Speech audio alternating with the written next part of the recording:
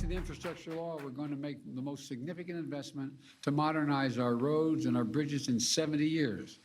Look, this law is a blue-collar blueprint to rebuild America. It leaves nobody behind. President Biden visited a rundown bridge in New Hampshire today that will be funded for repairs under the $1 trillion infrastructure bill that he signed into law on Monday. The administration has said the goal of racial equity are baked into the bill, with plans to address the systemic racism that informed how the country built and repaired infrastructure. But there's one issue that's become apparent. Choosing which projects to spend the money on largely falls in the hands of individual states, not the federal government. Local governments who may not prioritize racial justice could use the bill's funding as they see fit. This is cause for concern for Dorothy Wiley, resident of Shreveport, Louisiana, whose home sits in the crosshairs of a new plan to expand Interstate 49. The highway could cut through the community of Allendale, a move Wiley fears will displace her church and her neighbors. Louisiana's Secretary of Transportation told the New York Times he's listening to Wiley's concerns, and federal officials have said that there are provisions in the bill that incentivize states to take racial equality into account. Joining me now is Amy Stelly, urban designer from New Orleans, and Dorothy Wiley, president of Allendale Strong. Miss Wiley, I want to start with you. What would the current plan for Interstate 49 mean for the Allendale community and for the Black residents who are there? What it would mean is that it would displace our homeowners. We're homeowners here. And the thing about it is they've been working or planning this I49 Intercity Connector for years now. I've been involved with it for only 9 years, but they want to run a 3.5-mile freeway through our low-income African-American community.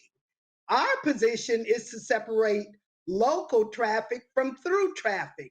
Instead of having, for our local traffic, we just want a business boulevard.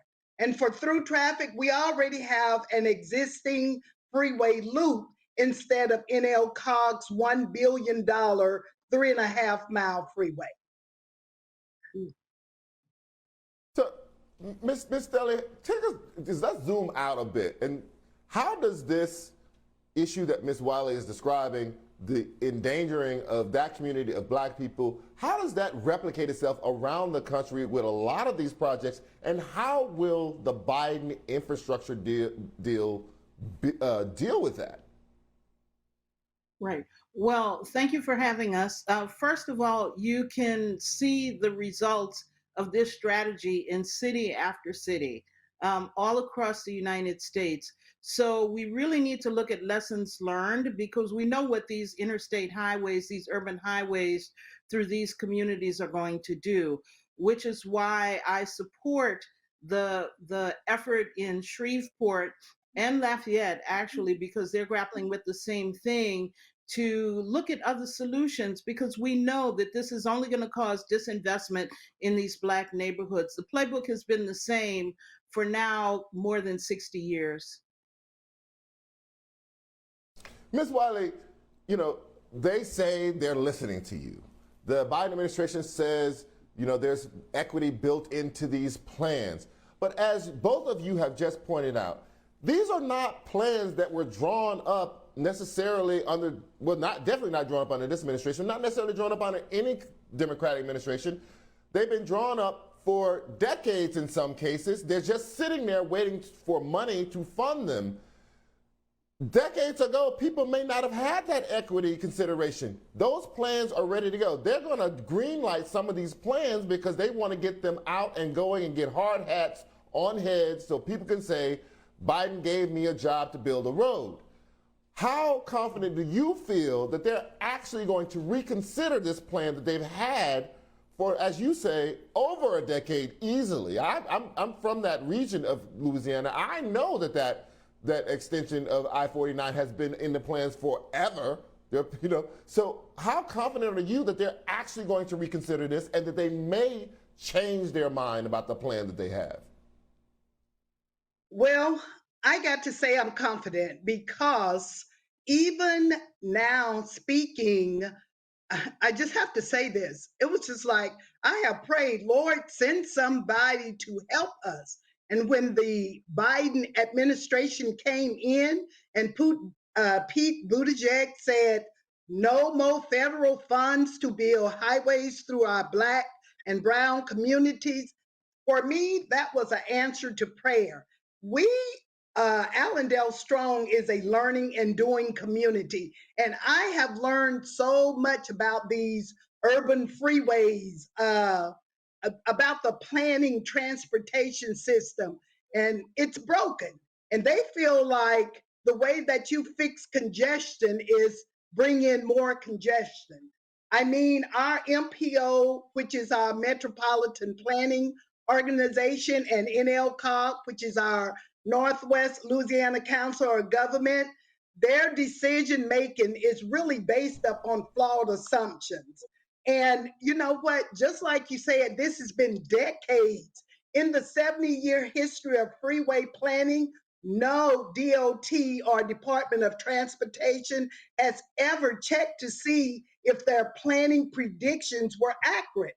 So they never have fixed their planning standards to see if they were accurate. So what they have done across the United States, they have caused harm. So they turn a blind eye to the economic, to the social, to the environmental harm. I mean, this has been going on for decades, but I've only been involved with this for 9 years.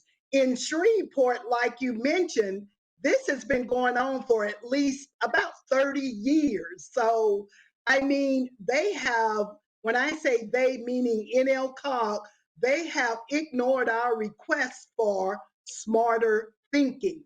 I believe that we're smarter than some of those freeway planners. So, what's even worse is our business leaders.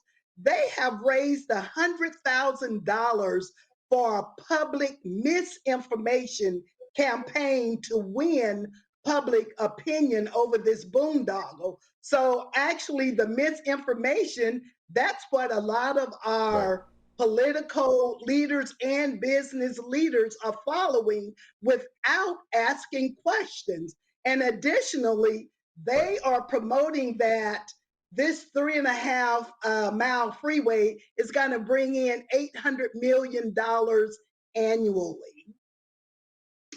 So, like I say, Miss Amy Allendale Stelly Strong. and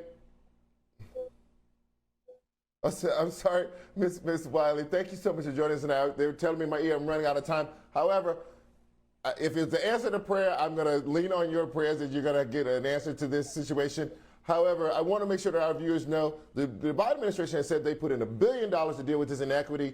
Just the 3 miles of highway that Ms. Wiley is worrying about right now is over $1 billion. That's just one project in one city. There are projects all over America that are going to be running through Black communities. This is a problem we have to deal with. Thank you both ladies tonight for joining me tonight. I really thank you and good luck on your fight.